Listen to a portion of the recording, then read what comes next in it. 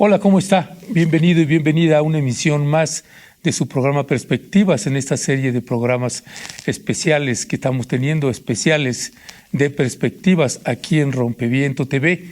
En esta ocasión nos encontramos aquí en las oficinas de la Secretaría del Medio Ambiente. Estamos con la secretaria, precisamente María Luisa Albores, quien nos hace favor de recibirnos aquí en su oficina. Le agradezco que me esté acompañando y le agradezco, secretaria, que me haya recibido acá. Gracias. Gracias. Pues, secretaria, hay un mundo de problemáticas que se le están presentando, pues desde que asumió la administración el presidente Andrés Manuel López Obrador. Pasó ya el secretario Víctor Toledo y después tomó usted el mando. Yo quisiera iniciar sobre los conflictos socioambientales que enfrenta actualmente el país.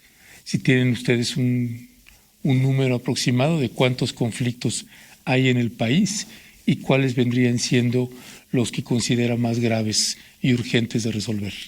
Bueno, primero que nada, gracias por la entrevista y quisiera platicarte un poquito la forma y mecánica de trabajo de una servidora y el equipo de la Secretaría del Medio Ambiente.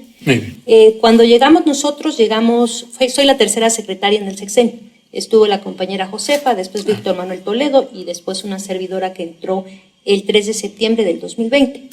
La primera es poder haber hecho un diagnóstico de lo que nos estábamos encontrando y entregando, que de cierta manera es vivencial, ¿no? Porque yo soy una persona que viene del territorio, que viene desde la defensa del territorio y que tristemente vimos cómo se recrudeció cuestiones de conflictos socioambientales que llevaron a una resistencia a las mismas poblaciones, ¿no? Estoy hablando, lo sentimos mucho en 2013, vino el cambio de la reforma energética 2014 y de ahí vinieron muchas concesiones, ¿no? Entonces, nada más que me interrumpa, para la gente que no sabe, este historial de lucha del que viene usted, resumidamente, ¿cuáles son los temas que estaba trabajando durante tantos años en su vida de activista? Bueno, yo soy agrónoma y me enfoqué a la agricultura orgánica y a la agroecología. Llego en el 2000 a la cooperativa Tosepan Titatanisquex, que significa Unidos Venceremos en náhuatl. Llegué a apoyar a las y los compañeros para poder certificar producción de café orgánico, cafetales orgánicos, como agrónomo. Entonces, esta cuestión de las parcelas orgánicas después se quedaron atrás porque empezamos a hacer otras cosas cuando uno lleva vida comunitaria. Hablo de trabajar en comunidades náhuatl y totonacas de la región Sierra Nororiental de Puebla, más de 30 municipios, y en 2013 empezamos a visualizar movimientos diferentes en la región. Para 2014 nos empezamos a dar cuenta que estaban concesionando el territorio para algunas presas mineras y también megaproyectos como hidroeléctricas. Puedo mencionar varias de esas presas, empresas que hacían minería a cielo abierto. Se organiza la comunidad y en esa organización de la comunidad hacemos como dos trabajos a la par. El trabajo de información, de comunicación, de revisión de cómo nos podrían afectar esos megaproyectos, pero también encontramos una herramienta muy buena que se hizo previo a todo ese conflicto. Estoy hablando del ordenamiento ecológico, el cual lo hicimos por una necesidad en 2009, a través de un grupo de academia de la Benemérita Universidad de Puebla, a través del CUPREDER, que es el Centro de Desastres Ambientales de la Universidad BUAP, pero fue por una cuestión de agua. Estoy hablando del 2009.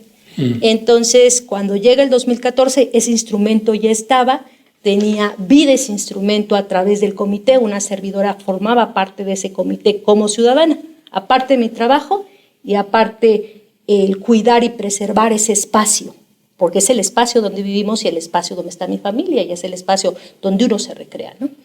Y es ahí donde nos empezamos a dar cuenta que las partes altas del territorio estaban concesionadas para minería. Empezamos a agruparnos diferentes poblaciones y teníamos un problema muy grave porque el territorio estaba concesionado. Y empezó la resistencia, el movimiento fuerte de la lucha de la Sierra Norte y de la Sierra Nororiental de Puebla. Logramos buenas batallas, logramos al menos un amparo colectivo para que no se colocara la minera que se quería colocar en un espacio que implican 3 municipios, Cuetzalan, Tlateoquitepec y Zacapoaxtla. ¿Qué minera? Es la minera Autlán y son 7.756 hectáreas. Hablo de la parte alta donde el municipio se abastece de agua. Entonces logramos ahí a través del movimiento, a través de meter un amparo colectivo y todo un trabajo, ¿no? Entonces ahí nos damos cuenta que cómo estaban pegados diferentes megaproyectos. La cuestión de requerir la energía eléctrica, de colocar algunas mini hidroeléctricas, que decían mini hidroeléctricas, pero no eran mini hidroeléctricas porque taponeaban prácticamente gran parte de afluentes que son de la sierra, ¿no? Entonces esa es la parte del movimiento. Y desde mi punto de vista fue cuando empezamos a darnos cuenta que no estábamos solos en nuestras batallas, las batallas territoriales. Habían otras y otros compañeros que tenían sus propias luchas por hidroeléctricas, por minería, por fracking, ¿no? En el caso de las Huastecas Potosinas, que es ahí donde empezamos a confluir varias personas que veníamos de movimiento y a darnos cuenta que tristemente venía muy fuerte esta presión por parte del Estado, del gobierno mexicano, ¿no? Entonces, decir que cuando entra el licenciado Andrés Manuel López Obrador como presidente del México y tuvo a bien invitarme primero a un encargo como parte de la Secretaría, parte de lo que fue haciendo él en su gira, fue haciendo algunos compromisos muy serios. Y dentro de esos compromisos muy serios fue no al fracking, que lo dijo en la gira de agradecimiento en San Luis Potosí, en la zona de las Huastecas, cuando dijo no más minería a cielo abierto en nuestro país, y que obviamente una Secretaría de Estado como lo que es la Secretaría del Medio Ambiente tenía que hacer posible eso, ¿no? Entonces, cuando me preguntas cuántos conflictos socioambientales llegamos acá, y la manera de trabajar de una servidora es, primero, que el mismo sector podamos hacer equipo. Y cuando hablo del sector es que la Secretaría del Medio Ambiente también tiene otras instituciones dentro de la misma Secretaría, como la CONAM, la Comisión Nacional de Áreas Naturales Protegidas, como la CONAFOR, Comisión Nacional de Áreas Forestales, como la CONAGUA, Comisión Nacional del Agua. Están las mismas representaciones a nivel de los estados, y lo que hicimos fue, por entidad federativa, revisar con el sector cuáles eran las necesidades y los conflictos más urgentes. Era de escoger, porque hay muchos conflictos. Tenemos conflictos por agua, tenemos conflictos por deforestación, tenemos presión por conflictos de algunos proyectos inmobiliarios, tenemos presión por algunas cuestiones de especies. Entonces, sobre eso, en todas las entidades federativas tenemos conflictos. De los conflictos tal vez más emblemáticos en el país, porque ya tienen muchos años donde no se han resarcido los daños, también tienen que ver algunos con minería. El caso del famoso fideicomiso del río Sonora, que fue emblemático y que sigue afortunadamente. En julio, el presidente y a través de la compañera Luisa Alcalde, que ella es la que está coordinando este grupo de trabajo, hacemos un plan integral para la justicia del pueblo de Cananea, pero no solo es el pueblo de Cananea, es el pueblo de Cananea y río abajo, son todas las comunidades que se vieron afectadas, más de 22,000 habitantes. Entonces, es un trabajo de volver a hacer presencia, de volver a legitimar las mismas instituciones, porque también cuando uno acude y está cerca de la población hay instituciones que dicen, no, que no venga esto, porque ellos en sus tiempos venían y hacían los análisis a favor de la minera, ¿no? Entonces, es volver a legitimar los procesos que tienen que tener las instituciones. Ahora, haciendo ese tejido y ese trabajo, estamos yendo con la gente a las comunidades donde nos dicen, aquí es el muestreo del agua, va gente con agua, va gente del IMTA, se saca el muestreo, y los primeros que deben de conocer los resultados de lo que estamos teniendo ahí, pudimos hacer muestreos también de suelo y de aire a través del INEC, es la gente, ¿no? Entonces, un proceso de volver a legitimar lo que somos. Y yo entiendo muy bien a la gente está enojada, está molesta, se cierra un fideicomiso, lo cual tenía un objeto de remediar ambientalmente y también el cuidado de la salud humana, lo cual no pasó. Hay gente actualmente que está enferma, ¿no? Y que también estamos previendo que también esté COFEPRIS y la Secretaría de Salud para dar seguimiento a esos casos puntuales, ¿no? Y es seguimiento y atención. Es seguimiento y atención. En el caso de la salud. En caso de salud. Nosotros, el planteamiento de poner un plan integral en el pueblo de Cananea es hacer justicia social, porque lo que ocurrió allá fue una contaminación que derivó en enfermedades y en la ausencia de salud en la población que estaba ahí. Y desde su misma actividad económica, recordar que a los lados de este río lo que tenía la gente era ganado también. Y entonces ahora no les compran ni sus quesos, ni su leche, ni la carne. ¿Por qué no se ha suspendido a esa empresa? ¿Por qué no se ha suspendido esa empresa? No tendría que haber perdido ya sus derechos ahí, porque ahí sigue. Y pues lo que se está buscando ahora es, desde la vía legal, que nos corresponde el caso de la Secretaría del Medio Ambiente y la Profepa, es buscar que quien daña, que contamina, pague. Y no aceptar que ese fideicomiso pueda cerrarse, ¿no? ¿Pero cómo paga? Bueno, tiene que pagar la remediación ambiental, porque no se ha hecho la remediación ambiental, ¿no? Entonces hay que buscar que se haga. Por eso es que volvemos otra vez como a hacer los diagnósticos, pero donde nos está diciendo la gente, y buscar técnicamente si es posible, y si no es posible también. ¿Y no es posible suspenderle su actividad de extracción o de minería hasta que no resuelva el... Es que hay dos asuntos que considero muy importantes comentarlos. Uno es el asunto de la parte económica y la concesión, que no la entregamos nosotros, la entrega la Secretaría de Economía, y lo otro que nos corresponde a nosotros es velar por el medio ambiente sano. Y dentro del medio ambiente sano es por la salud y el bienestar de las personas. Ahí es donde nosotros estamos metidos, ¿no? Ya. Bueno, ese es todo un tema. Todo un tema, toda claro. Una entrevista. Si están atendiendo esta serie de, por ejemplo, conflictividades con las mineras, ¿cuáles son las otras mineras donde ustedes están identificando impactos serios y graves al medio ambiente y a las poblaciones? Yo lo que veo en el caso de la minería es como llegó un momento que las mismas dependencias, las mismas instituciones se volcaban a que fuera un sector privilegiado. Entonces hubieron muchas componendas.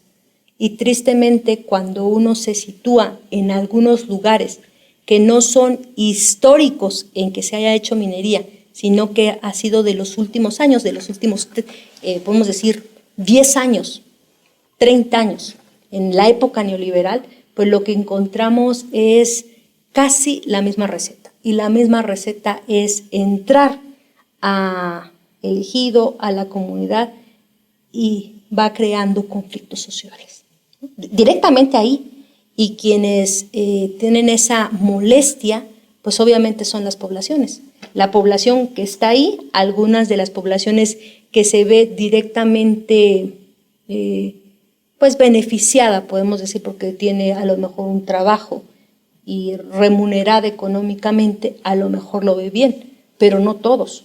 Los que están ahí, cuando ha pasado tal vez ya un tiempo, y cuando hablo un tiempo puede ser 5 o 10 años, y entonces sí se ve perjudicado por la parte ambiental, cuando viene el tiempo de sequías y empiezan las grandes tolvaneras y entonces empiezan a tener algunos problemas de vías respiratorios, de piel, entonces sí lo empieza a sentir la población.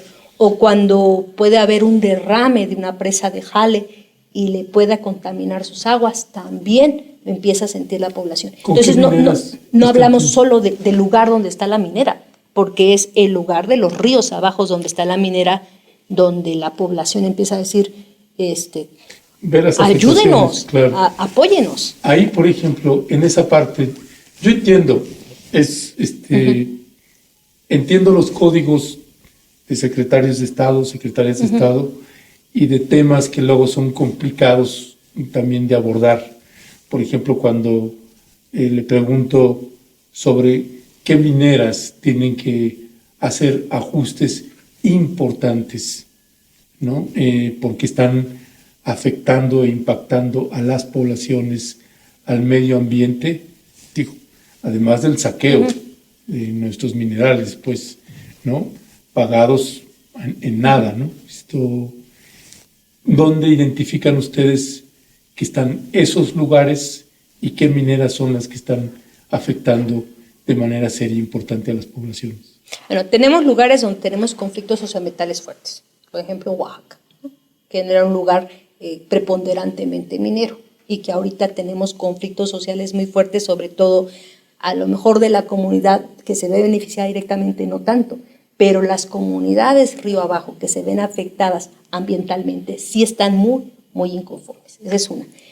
La otra es que uno entra a la Secretaría y yo te puedo decir que yo creía que teníamos al menos el diagnóstico de todas las presas de jales y la situación de cómo estaban las mineras. No estaban. Y fue lo que presentamos en una mañanera. Los 466 puntos donde estaban las presas de jale, porque no estaban. Y después de que las encontramos, todavía viene el proceso de ir a territorio y revisar cómo están esas presas de jale, en qué situación. ¿Por qué nos interesa mucho el sentido de las presas de jale? Porque las presas de jale, al desbordarse, o la fractura que pasó en el caso del río Sonora, pues tenemos, ahí fue el río Bacanuche, después contaminó el río Sonora, es justo la presa de jale, ¿no? Entonces, ahí es donde nosotros tenemos que tener mayor cuidado ambiental. Entonces, si ¿con qué mineras? Pues ahorita te puedo decir, de la parte socioambiental, sí, y donde tenemos conflictos sociales que considero yo ahorita fuertes, es obviamente el pueblo de Cananea y sus comunidades abajo, las comunidades de Oaxaca, la minera que está ahí. ¿Qué minera? Cuscatlán. Entonces ahí también hay conflictos fuertes, y hay lugares donde está la parte de la concesión y la misma gente está diciendo, ya, por favor, denos algo que nos diga que no se va a llegar a colocar la minera, ¿no? A ver, secretaria, aquí en esta parte, así como le hace el presidente en la mañanera, que pone el quién es quién y pone ahí el reflector sobre gente que está afectando a las poblaciones. En este caso, ¿qué mineras están impactando porque no están teniendo los debidos cuidados a la población mexicana? ¿Qué mineras son las de alto riesgo que considera que tienen que modificar? Yo entiendo que pedirle esto puede sonar a que va a atacar a las mineras. No, en el marco de su competencia como secretaria y en la obligación de ellos como dueños de minas, pues tener ese tipo de cuidados que nos afectan a las poblaciones, particularmente pueblos indígenas o comunidades rurales. Sí, a mí me gustaría decirte que en el caso nuestro lo que sí estamos haciendo es un diagnóstico muy serio. Empezamos con el diagnóstico de las presas de jale, después nos vamos a situar directamente en territorio para ir observando eso, pero no exime que mientras estamos haciendo todo eso, también recibamos por parte de la población y de las poblaciones solicitudes que nos digan, ¿no? Y que también hacen que nos alerte que está pasando cosas en territorio. Ya. ¿Considera que se debe de reformar la ley minera? Sí se debe de reformar la ley minera. ¿En qué partes considera que son? Mira, el artículo 6 Desde mi punto de vista, y pues soy agrónoma, no soy abogada, no soy ni que he sido legisladora, considero que es muy importante porque da mucha manga a la parte del sector minero, ¿no? Cuando la parte de la apertura de los caminos, si no pueden demandar al Estado, que es una actividad preponderante sobre todas, hasta sobre la misma población. Esta ley minera que no incluye la consulta a pueblos indígenas. Sí, eso es muy importante, qué bueno que lo comentas, pero eso es muy importante y como Secretaría del Medio Ambiente, donde observamos y vemos que hay conflictos socioambientales muy fuertes, siempre vamos a preferirnos a la consulta.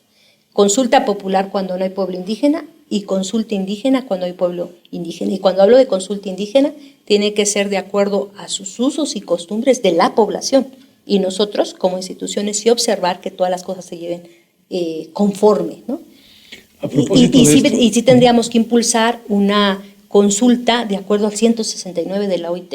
O sea, eso sí es algo que desde la Secretaría de Medio Ambiente estamos tejiendo y queriendo hacer. De hecho, ya lo estamos haciendo en algunos lugares, ¿no? Hay en una reciente entrevista que le hice al procurador agrario, Luis Hernández Palacios, él decía, y no solamente pueblos indígenas, núcleos agrarios, y que además son mucho más. Sí, son más de 30,000 núcleos agrarios en este país. También deberían considerarlos dentro de esta reforma a la ley minera. Yo considero que sí, porque hay que recordar, están dentro del artículo 27 constitucional. Los ejidos, las comunidades, ellos celebran sus asambleas y a través de la asamblea tienen un peso muy fuerte. Y ese peso es en decisión de la ocupación y el cuidado del espacio que les dio en este caso también la misma ley, la misma constitución. Esta ley minera precisamente violenta el artículo 27 constitucional.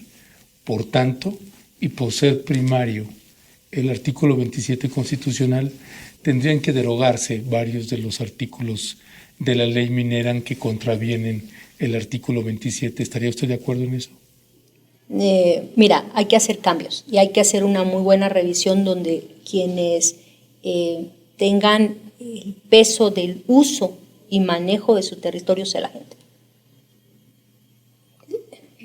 Eso es constitucional. Ya, recientemente fue la 34ª Convención Internacional de Minería que se llevó a cabo en Acapulco.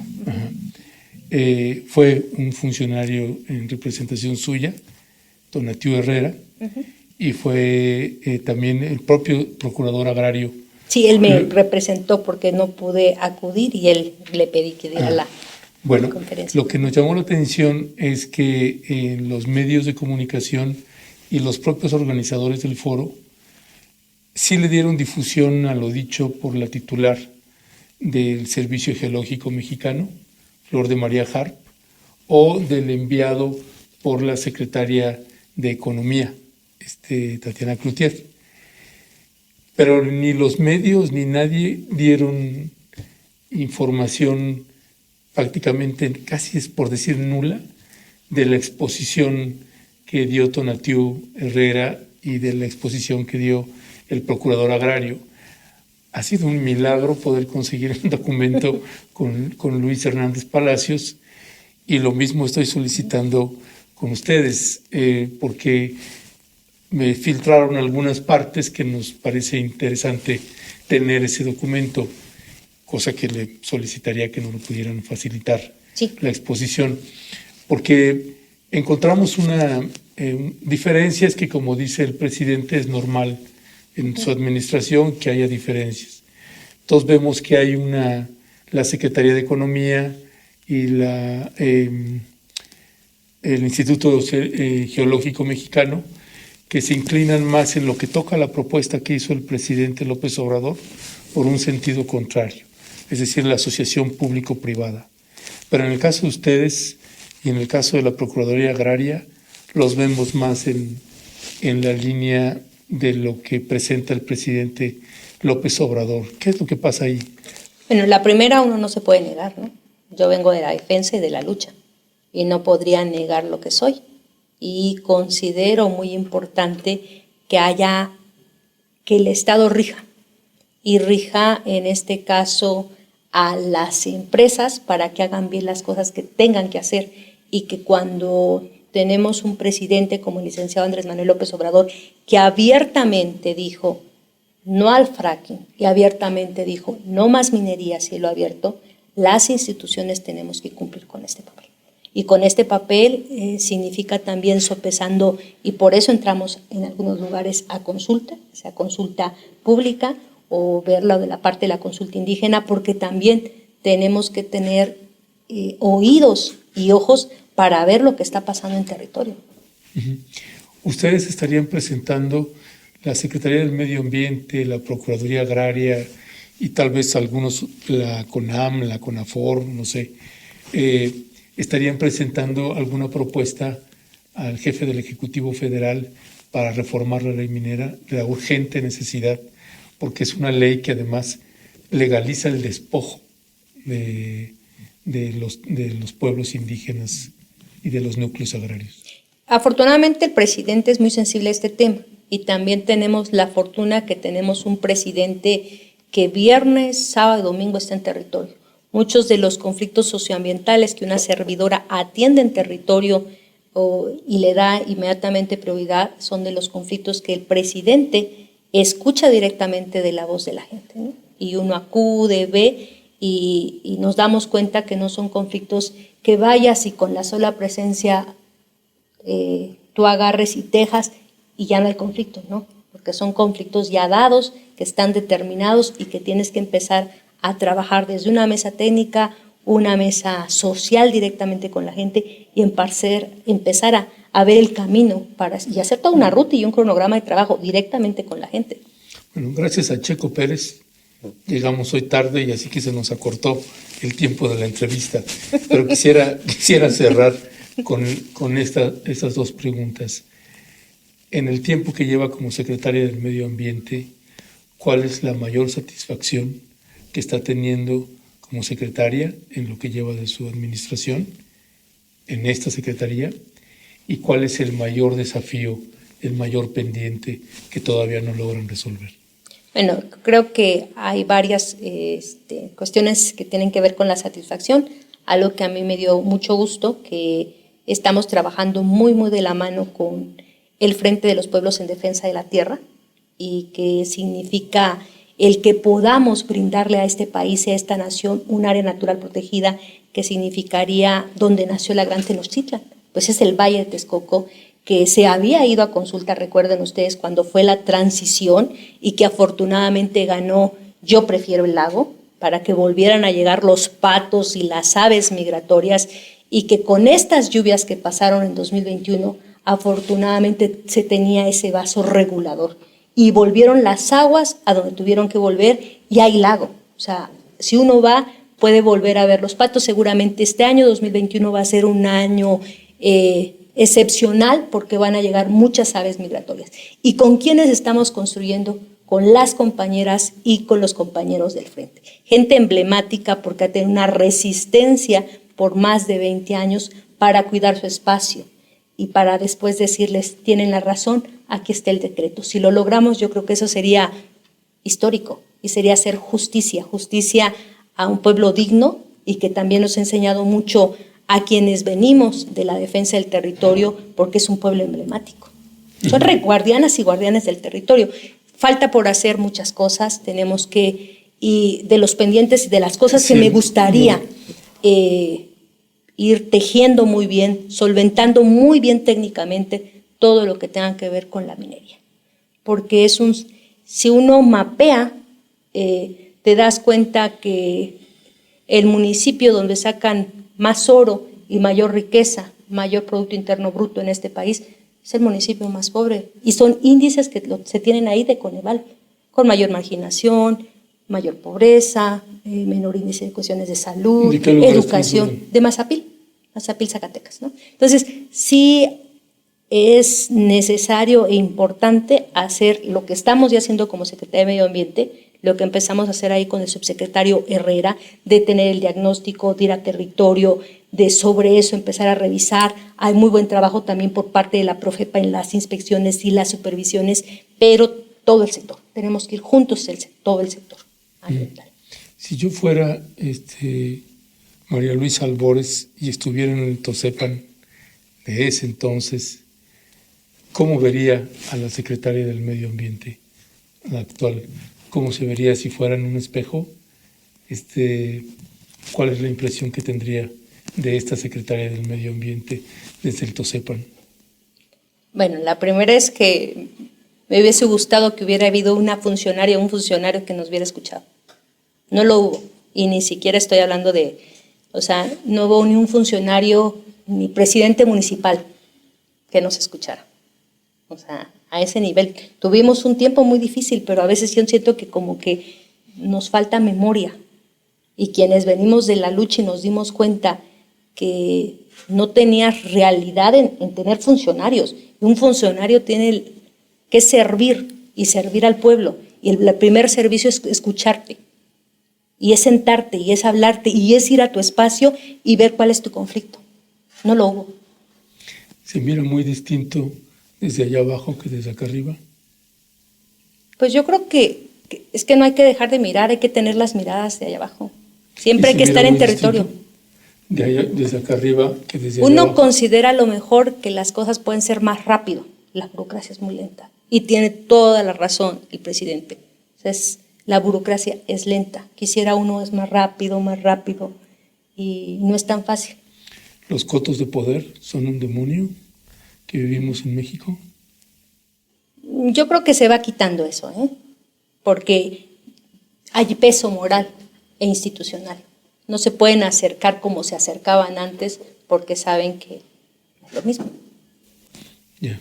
Secretaria, hay muchísimas preguntas que me quedan pendientes, pero ya me están mirando con ojos. Entonces, ya nada más esta otra pregunta que me parece también estructural, porque es en materia de seguridad. Y en un país con tanta violencia que tenemos y que no se ha logrado resolver, también están rozando ustedes con crimen organizado, con cárteles en lugares donde hay recursos naturales, recursos bióticos.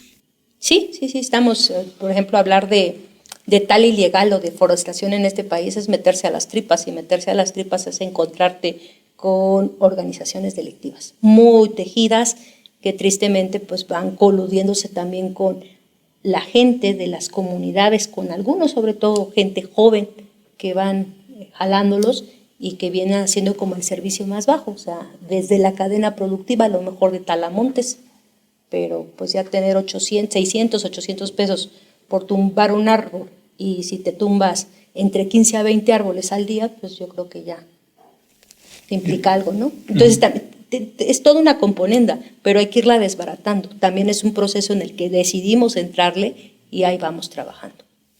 Están tramitando ahorita